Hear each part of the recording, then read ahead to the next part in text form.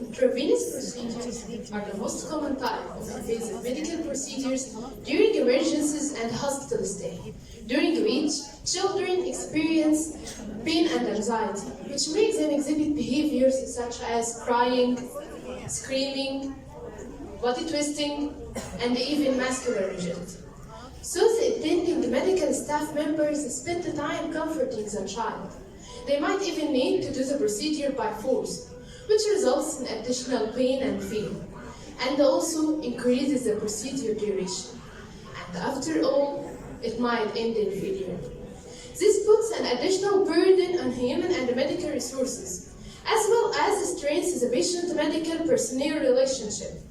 That's why we have conducted a literature review about virtual reality for pain management during intravenous procedures in pediatric patients. First of all, it is worth noting that there is no conflict of interest to declare.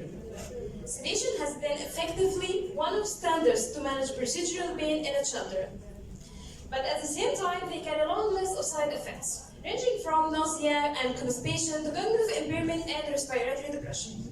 While there are various non-pharmacological, non-invasive distraction techniques, such as watching TV, listening to music, and playing video games. They can be applied to various age groups with low costs and do not take time to show its effect in reducing pain, depending on the game control field, which says as pain sensation requires attention, if some of that attention can be diverted from a painful stimulus towards an enjoyable stimulus, the patient will have a slower response to incoming pain signals. And that's exactly what happens by engaging in virtual reality. Virtual reality? What does that mean? It is a three-dimensional interactive computer simulated environment that is accessed by a head-mounted device, allowing the users to escape their current environment and immerse in fun. And many clinical trials have been implemented in the United States, Canada, and all over the world to test the efficacy of VR distraction during venous sampling. However, VR is still not widely adopted in everyday clinical practice, especially in the Egyptian hospitals. What's hindering us from adopting new technological methods that might improve our practice? Do we need more evidence? And to provide this evidence, we performed our study, where our aim is to review the previous research papers performed on the effect of using virtual reality on reducing pain, fear, and anxiety of pediatric patients during performing various venous procedures. And to reach our goal, our study was built by searching on different search engines like PubMed, Google Scholar, and Scopus, by using different keywords like pain, virtual reality, and distraction. So, what are our eligibility criteria? Well, our types of participants are according to pediatrics patient aged from 2 to 18 years to assess the use of virtual reality in managing pain and anxiety during intravenous injection. And all our studies were in the form of randomized controlled trials. Guide for our results by reviewing 11 studies which met our eligibility criteria. Collectively, we included 881 patients aged from 2 years to 18 years. 50% of our reviewed studies were comparing virtual reality to other distraction methods like WASI, photobook, and traditional methods, while the rest of the studies, as shown, were assessing virtual reality effect on pain and anxiety during a medical procedure. To compare between different apps, either passive or interactive, compared to control group with no distractions as following. When VR is compared to the application of code interpretation, which is a key-like device called buzz, we put on the patient's arm, it acts as like a distraction and can reduce the pain while doing the procedure. The study showed that. Yachica in 2018 conducted a study on 121 children aged between 7 to 12 years. They were divided into 3 groups. The first group was the VR group. The child chose one movie out of 3 for clinical or the intervention. The second group was the buzzy group. The third group was the control group, and the criteria of great management in this group was not specified. As shown on the graph, no difference in penis growth between the first and the second group, but the third group was higher in penis growth responding to specific pain scale.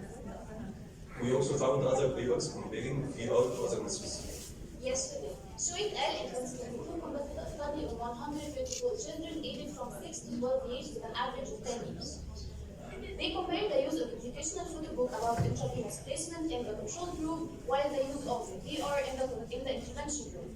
And they provided children with a readjustment scene followed by most interactive scene. They found that pain level was significantly lower in the intervention group which used VR, but fear levels before injection was higher in the VR group, but it became lower after injection. So here we can prove that VR is superior to conventional methods in reducing pain and anxiety. But there is a question, which type of VR, passive or interactive? To answer this question, we found a study conducted by Kirollos and on 124 children aged between 2 and 15 years with an average of 8.5 years.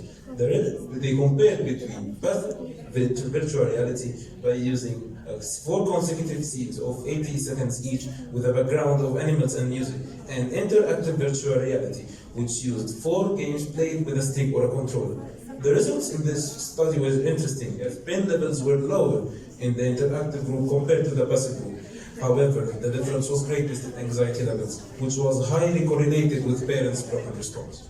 In total, and across 11 studies, virtual reality, especially interactive virtual reality, has a statistically significant effect on reducing pain and anxiety during a medical procedure, as it's easy to use in clinical practice, provides endless opportunities, and can be personalized in almost every way to comfort the patient as much as possible, as it holds considerable promise for our children in Aborish hospitals. So for our recommendations, So we recommend further researches to be done on a larger sample size and to assess the effect of using multiple virtual reality intervention in the same patient in reducing pain, because this result is yet to be known. We also recommend future studies to be done on other age groups and different treatment types, as well as people with difficulty communicating and expressing themselves. And at the end, we would like to emphasize on the importance of knowing technology and AI, because it's our role not only to cope with this technology, but to be part of this development process. Thank you.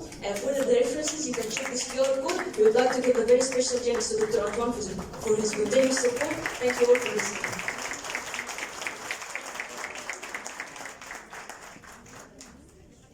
احنا اولادنا الطلبه بصراحه